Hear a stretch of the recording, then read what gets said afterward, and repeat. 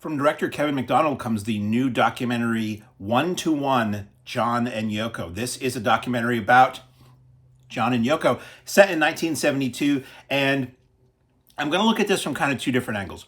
I'm a mega Beatle fan, so I had to see this no matter what, and I'm fascinated more by the solo years and like later period Beatles stuff than the story that gets told over and over again. So when you get a documentary that focuses on one very specific thing, for one of those guys, I find it very interesting. So this is a documentary, takes place in 1972, and it's ostensibly about the 1-to-1 concerts, which were the last concerts that John Lennon gave as a solo artist in the 70s, that were done to benefit a children's school, which I'll get into a little bit more later. And this is not really about that. It sort of sets that as the framing device.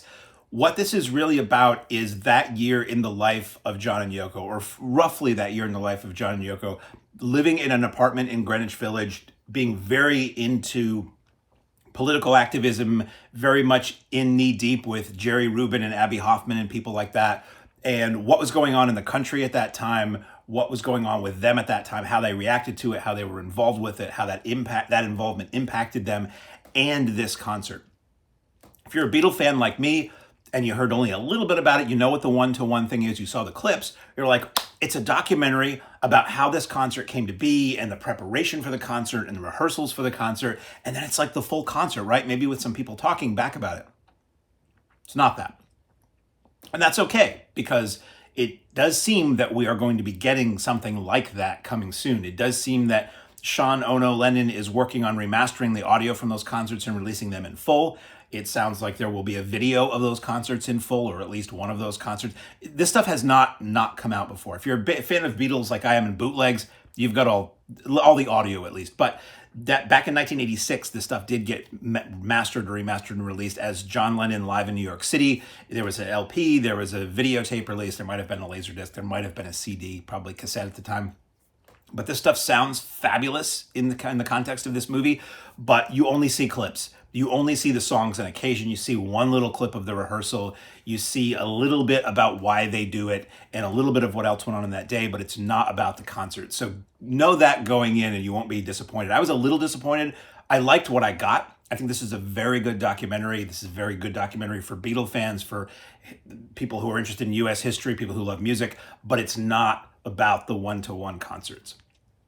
The film sets up that John and Yoko spent that year living in this Greenwich Village apartment. They had a TV at the foot of their bed, and they watched a lot of TV, and they even talk about how much they love TV. And the film is structured, I realized most of the way through it, like you are John and Yoko, just flipping the channel as your whim hits you on 1972 as seen on TV and the 1-to-1 concert. So it's very much structured. If you're a fan also of the Monkees, like I am of the movie Head is structured like it's somebody flipping channels watching TV and you go through all this different stuff. So you're watching 1-to-1 and you'll see a little snatch of a commercial, and then you'll get a little bit of a news conference, and then you'll get a little bit of a TV show opening, and then you'll get a little bit of Nixon giving a speech, and you'll get a little news footage of riots in the streets, and then you'll get a little documentary footage here and there. So it jumps around a lot. You get a lot of those flashes of the context of the times. You see a lot of John and Yoko talking to these various radicals and revolutionaries at the time. You'll see those people on the Mike Douglas show. You'll see John and Yoko on the Mike Douglas show.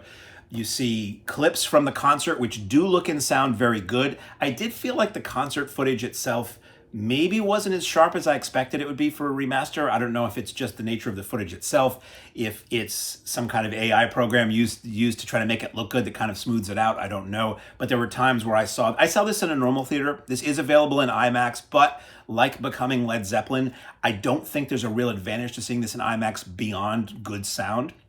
The Led Zeppelin documentary, like 1-to-1, or 1-to-1 like the Led Zeppelin documentary, was comprised mostly of film that was really never intended to be seen on anything larger than a TV screen. Some of it's old video footage, some of it, unfortunately, due to the way the world has gone or the way things are, is like YouTube footage that might be the only way they could find this footage for historical context that's blown up to the big screen. So an IMAX screen just amplifies that. Now, some of it is very sharp and very well transferred, but not all of it is. So I think a regular size scene is fine, regular size screen. The advantage of seeing the Zeppelin documentary in IMAX is that the sound kicked ass.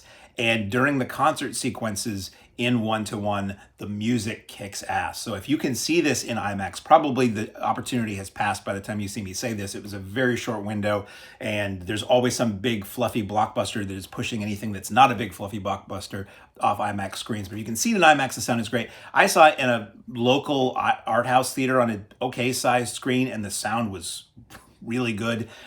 So yeah, a lot of bass, a lot of oomph to the band that played at that 1:1 concert. So what was the 1:1 concert? John and Yoko watched a lot of TV. They watched an ABC News report on Willowbrook, which was a school or a home for the mentally challenged, a school for handicapped kids, a home for handicapped kids, an institution for handicapped kids in the New York area, which had horrendous conditions. And Geraldo Rivera went in there with a camera and documented that, and it's horrifying. I believe the whole thing is viewable on YouTube. They play clips of it in the movie, and it's horrifying. And they showed just enough for you to see how John and Yoko were so moved by that, where they said, let's put on a concert that raises money to try to help these kids. And it was like an all-day concert or two, and a lot of bands played at it, which you don't see any of in here. And that was always something that was like a slow realization to me as a Beatles fan when I first got the Live in New York City album and videotape, where it's like there's a moment where you see Stevie Wonder on stage, and you're like, wait a minute. He wasn't just kind of hanging out and just popped off at the end of the show to sing a couple lines. And then you see like people from Sha Na Na and Melanie and all these other people. So it was a series of concerts or a series of performances all day long. And the Lennon part is what we get to see now. I would love somehow, if they did film the whole thing, for us to see more of that. I'd love to see a Stevie Wonder concert from '72, you know. But in the film, you just see a little bit of that during the finale. It looks great. It sounds great. It's really well made. It really is moving at times, because when you see the state of those Willowbrook kids, and then you see them getting a little bit of a day in the park, which was part of the 1:1 event, and how happy they are and how happy their parents are to be able to see them, you know, in public, just being able to be kids for a little bit, set to the tune of Imagine. That really kind of hit me. You see how little has changed in this country about certain aspects of it, which is depressing as hell, and that they were fighting for this stuff, and these issues that were around, and attitudes and issues back in '72 have not changed or have not been fixed in 2025 is really annoying, to put it incredibly mildly. And it's a film that's incredibly relevant right now. So if you're a Beatle fan, if you're a fan of pop culture, of political science, of any of that stuff, this, I think, very much is a film worth seeing. And I'm very excited, again, as a Lennon and Beatle fan, for what's coming down the road, probably next year, I hear, where we will get those concerts in full, and maybe we'll get a lot more video of those concerts. So just don't expect a concert film. 1:1, John and Yoko.